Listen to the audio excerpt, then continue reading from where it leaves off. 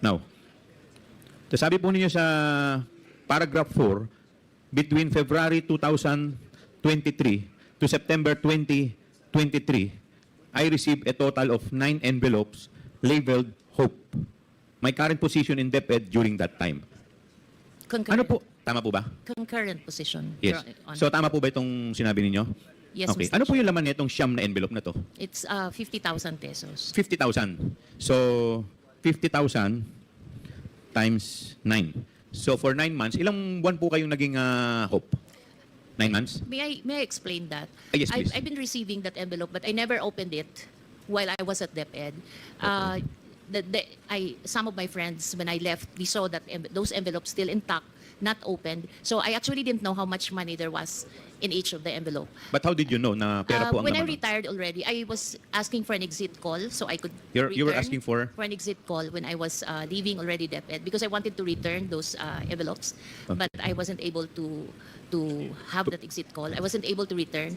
But so I sought some advice and they just advised me to donate it to a non-government organization, which I did.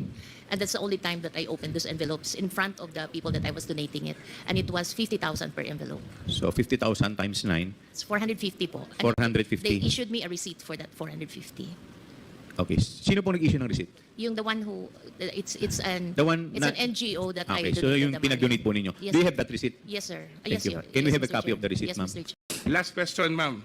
At least, Mr. Chair, I would know the Vice President is watching us because she just had a press conference and she said that she's denying giving former DepEd Undersecretary Gloria Mercado 50,000 for 9 months. And the Vice President saying that Mercado was let go because she used DepEd to solicit donations from the private sector amounting to 16 million without her knowledge.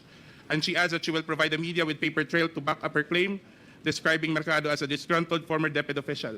I think, ma'am, given your long history and long service to the Republic, 40 long years, I think it's fair It's for you very to be given sad. the opportunity to reply to the Vice President.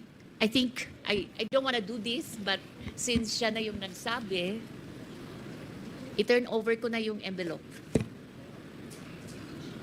The envelopes where the money was. Comsec, So it's 9 envelopes. kuha po yung So envelope. it says hope and the amount is there. Kasi ang sakit naman nun, ordinaryo lang akong trabahante tapos inano ka ng Vice President, di ba? It's very painful. Ma'am, ilang taon na po kayo? I hope you don't mind. Actually, minutes ago, former DepEd Undersecretary Gloria Mercado says you gave her envelopes containing 50,000 each from February to September 2023 when she was with Hope or the Health Orchestrate Positive Learning, a DepEd project. She believes it could be to influence her decision as Hope. Your response po? Dapat siguro kung mag-akusa siya ng ganyan, dapat may papel siya. Tulad ng ako, pag inaakusahan ako, pag sumasagot ako, binibigay ko yung papel. Gloria Mercado is a disgruntled former employee of the Department of Education. She was let go because of loss of trust and confidence sa Office of the Secretary. Una niyang ginawa, well, hindi ko alam kung anong nauna, pero naka-strike 2 siya sa akin. Ang una niyang ginawa, nag-solicit siya ng 16 million pesos sa isang kumpanya on paper using my name without any authorization from the Department of Education. Bibigay ni JC sa inyo mamaya yung papel. Nakalagay doon.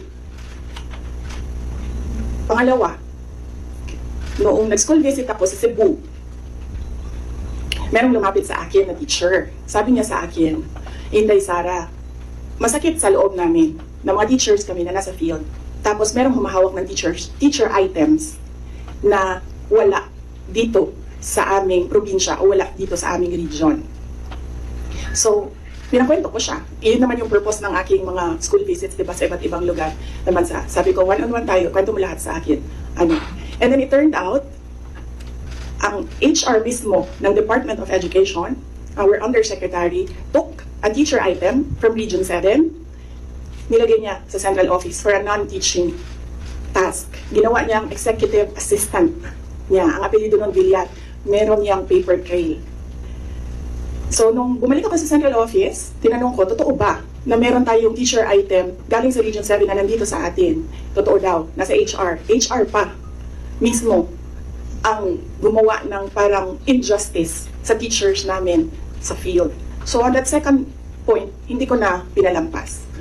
Sinabihan na siya na there is a loss of trust and confidence. And you should go. And then she said na pwede bang mag-retirement na lang ako instead na paalisin ninyo ako. Kasi ang tagal ko na, matanda na ako. And then sinabihan siya, okay, sige, you go. So she's a disgruntled former DepEd employee.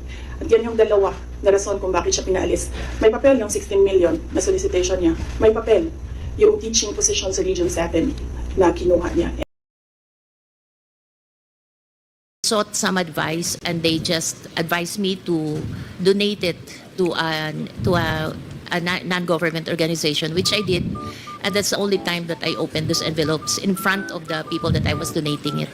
And it was 50,000 per envelope. I don't want to do this, but since siya na yung nagsabi, i-turn over ko na yung envelope.